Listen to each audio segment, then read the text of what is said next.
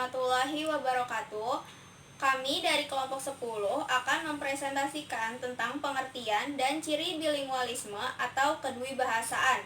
Kelompok kami beranggotakan Futriani Aziz, Wida Nurul Rahmah, dan saya sendiri, Farida Nur Safitri. Pengertian bilingualisme atau kedwibahasaan. Istilah bilingualisme diberi padaan kata kedwibahasaan dan istilah bilingual bersinonim dengan kedwibahasawan. Dalam Kamus Bahasa Indonesia yang diterbitkan oleh Pusat Pembinaan dan Pengembangan Bahasa, yaitu dwibahasa berarti dua bahasa. Kedwibahasaan berarti perihal pemakaian dua bahasa, seperti bahasa dua daerah di samping bahasa nasional. Lalu dwibahasawan yaitu orang yang dapat berbicara dalam bahasa nasional dan bahasa asing, bahasa daerah, dan sebagainya. Atau dalam kata lain, dapat memakai dua bahasa. Tipe-tipe bilingualisme atau kedwibahasaan. Yang pertama, berdasarkan hipotesis ambang.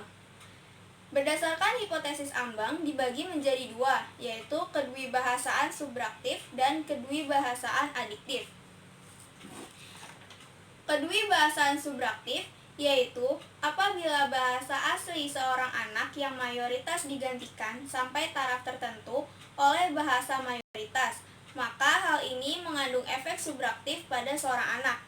Lalu kedwibahasaan adiktif yang merupakan wadah B1 seorang anak merupakan bahasa mayoritas atau dominan dalam kebudayaan, maka pemakaian dan pemerolehan sesuatu B2 merupakan suatu prestasi tambahan bagi seorang anak dan belajar kognitifnya menjadi lebih jelas. Yang kedua, berdasarkan tahapan pemerolehan. Kedwibahasaan masa kecil atau infant bilingualism, yaitu tahap bayi dari tidak berbicara sama sekali menuju berbicara dua bahasa. Lalu selanjutnya kedwibahasaan masa kanak-kanak atau child bilingualism.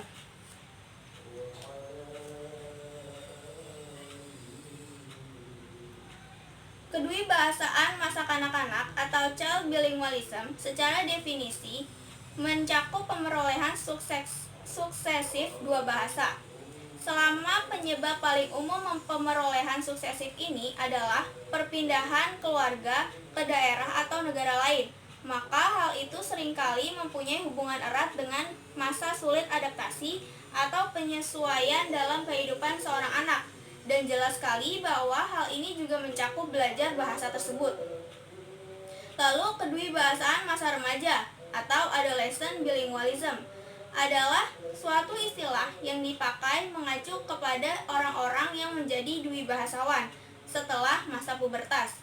Lalu selanjutnya ada kedwibahasaan masa dewasa atau adult bilingualism. Dipakai bagi orang-orang yang menjadi dwibahasawan setelah usia mereka belasan tahun. Apabila kedwibahasaan masa kecil dan masa kanak-kanak biasanya dikaitkan dengan ucapan pribumi atau mirip pribumi, maka kedwibahasaan selanjutnya, yaitu kedwibahasaan masa remaja dan masa dewasa, dihubungkan dengan aksen yang bukan pribumi atau non-native accent. Dengan demikian, maka tampak jelas perbedaannya. Lalu selanjutnya berdasarkan usia belajar B2. Ditinjau dari segi usia seseorang yang belajar B2, maka dapat kita bedakan menjadi yang pertama, kedwibahasaan serentak, dan kedua, kedwibahasaan berurutan.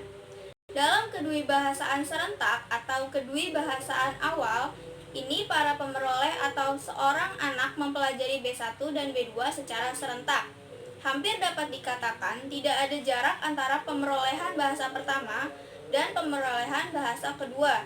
Hal ini dilakukan pada masa kecil atau pada masa anak-anak, sehingga biasa juga disebut kedwibahasaan awal atau kedwibahasaan dini.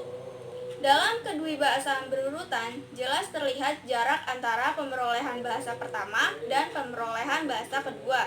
Seorang pemeroleh atau seorang dwibahasawan mula-mula belajar atau memperoleh bahasa pertama, baru kemudian disusul oleh bahasa kedua.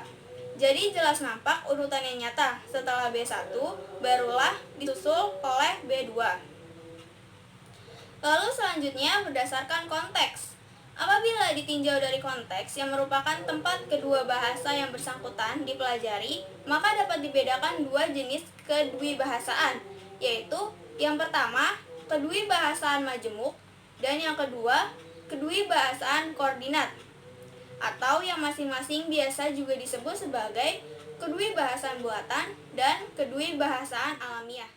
Akan melanjutkan tipe-tipe bilingualisme atau tipe kedwibahasaan. Nah, tipe ini ada yang berdasarkan hakikat tanda dalam kontak bahasa, dibagi menjadi dua, yaitu kedwibahasaan koordinat dan kedwibahasaan majemuk. Lalu, tipe berdasarkan tingkat pendidikan.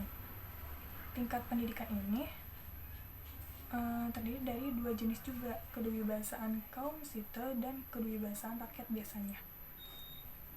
Selanjutnya ada ke tipe bilingualisme berdasarkan keresmian. Ini dibagi menjadi dua juga, yaitu kedwibahasaan resmi dan kedwibahasaan tidak resmi. Nah, apa itu kedwibahasaan resmi dan tidak resmi? Jadi, kedwibahasaan resmi ini adalah penggunaan dua bahasa sebagai bahasa resmi dalam satu negara atau bangsa. Misalnya, Kanada, Belgia, dan Finlandia. Lalu, kedwibahasaan tidak resmi adalah pemakaian dua bahasa atau lebih oleh anggota masyarakat secara tidak resmi, bukan sebagai bahasa resmi dalam satu negara atau bangsa. Misalnya, Indonesia, Jepang, Jerman, Tanzania. Walaupun di negara Republik Indonesia diakui adanya satu bahasa resmi, yaitu bahasa Indonesia, tetapi dalam kenyataannya sebagian besar rakyat Indonesia secara tidak resmi adalah kedwibahasaan. Di samping bahasa sebagai bahasa resmi, mereka mempunyai dan mempergunakan bahasa daerah dalam kehidupan sehari-harinya. Kedwibahasaan tidak resmi ini bisa juga disebut dengan istilah kedwibahasaan individual atau individual bilingualisme. Selanjutnya, tipe berdasarkan kesosialan. Ini dibagi juga menjadi dua jenis, yaitu kedwibahasaan individual dan kedwibahasaan sosial.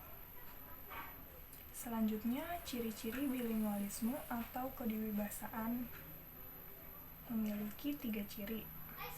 Yang pertama, digunakannya dua bahasa atau lebih oleh seseorang atau sekelompok orang, tetapi kedua bahasa itu tidak mempunyai fungsi atau peranan sendiri-sendiri di dalam masyarakat pemakai bahasa. Lalu ciri kedua, penggunaan bahasa itu semata-mata karena kebiasaan dan kemampuan saling mengganti di antara pembicara dan lawan bicaranya. Ciri ketiga yaitu digunakannya dua bahasa atau lebih oleh seseorang atau sekelompok orang yang menuntut adanya dua bahasa dan pemakaian bahasa baik secara individu maupun kelompok. Selanjutnya, peristiwa tutur dan tindak tutur. Peristiwa tutur adalah terjadinya atau berlangsungnya interaksi linguistik dalam satu bentuk ujaran atau lebih yang melibatkan dua pihak, yaitu penutur dan lawan tutur dengan satu pokok tuturan di dalam waktu, tempat, dan situasi tertentu. Peristiwa tutur harus memenuhi 8 komponen, yaitu setting dan scan, partisipan, ends, exequence, key, instrumen, noun, dan genre. Saya Widodo Rahma akan menjelaskan mengenai peristiwa tindak tutur dan kedwibahasaan. Tindak tutur. Peristiwa tutur pada dasarnya merupakan rangkaian dari sejumlah tindak tutur yang terorganisasikan untuk mencapai suatu tujuan. Kalau peristiwa tutur merupakan gejala sosial, sedangkan tindak tutur merupakan gejala individual yang bersifat psikologis dan keberlangsungannya ditentukan oleh kemampuan bahasa si penutur dalam menghadapi situasi tertentu. Kedewibahasaan. Ada alih kode dan campur kode. Alih kode adalah peristiwa peralihan dari kode satu ke kode yang lain. Jenisnya ada dua, alih kode ekstern dan alih kode intern. Yang kedua ada campur kode. Campur kode terjadi apabila seorang penutur menggunakan suatu bahasa secara dominan mendukung suatu tuturan disisipi dengan bahasa lain. Jenis campur kode juga ada dua. Yang pertama, campur kode ke dalam dan campur kode keluar. Selanjutnya ada persamaan dan perbedaan alih kode dan campur kode. Persamaannya yaitu kedua peristiwa ini lazim terjadi dalam masyarakat multilingual dalam menggunakan dua bahasa atau lebih. Perbedaannya yaitu apabila dalam suatu peristiwa tutur terjadi peralihan dari bahasa satu ke bahasa yang lain disebut dengan alih kode. Sedangkan apabila dalam suatu peristiwa tutur klausa atau frasa yang digunakan terdiri atas klausa atau frasa campuran dan masing-masing tidak mendukung fungsinya sendiri, maka disebut dengan campur kode. Terima kasih.